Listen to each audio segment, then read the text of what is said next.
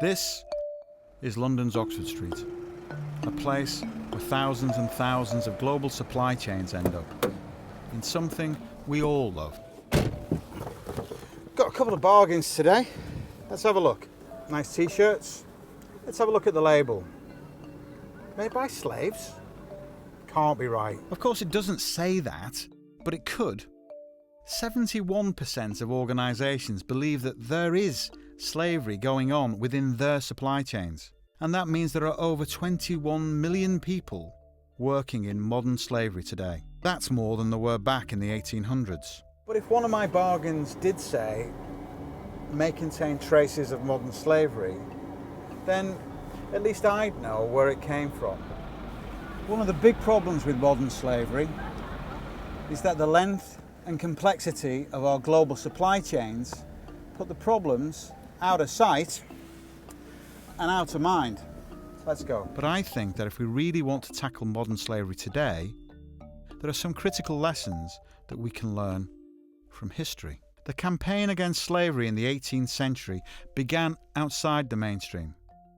The Quakers, operating like a modern NGO, radical, informed and activist, gathered a great campaign together. But you know, it wasn't until business leaders took up the fight that this campaign really got traction. And one of the greatest of those business leaders was this man. Josiah Wedgwood. Technology innovator, production guru, creative genius and marketing revolutionary. And when he got involved, he made this. It's a brooch. A medallion. It had enormous emotive power. It became a fashion icon. Everyone simply had to have one. And he didn't just develop the concept, he made the product. He marketed it and it went viral. Wedgwood's brooch helped take the campaign mainstream. And that is the first lesson from history. Our campaign today will only go mainstream when business finds its voice and when business leaders get involved alongside the campaigners and alongside the NGOs. And so, the school books tell us that slavery was abolished in 1807 by the Act proposed by William Wilberforce. And that is rightly viewed as a great triumph. But that's only half the story. The problem didn't get better in 1807, it got worse. It got worse because the forces of commerce and economics were far more powerful than legislation. Those economic forces built these warehouses here in London, which housed the sugar and kept the profits flowing. This wasn't illegal. It complied with the 1807 law, but it didn't end the problem of slavery. That carried on for another 50 years. They needed to move beyond compliance. But beyond compliance in 1807 meant waging physical war, fighting the slavers, sending the boats of the Royal Navy off the coast of Africa, capturing the ships and freeing slaves. And here's the second lesson from history.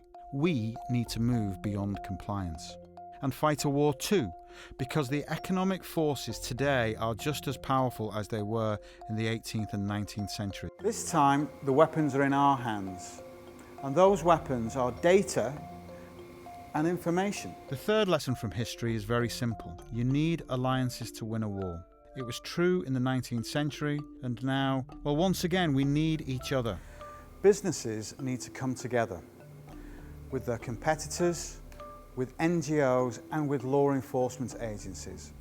And there's a critical reason why. Our modern weapons of data and information only become powerful when they're shared. So can we learn from history?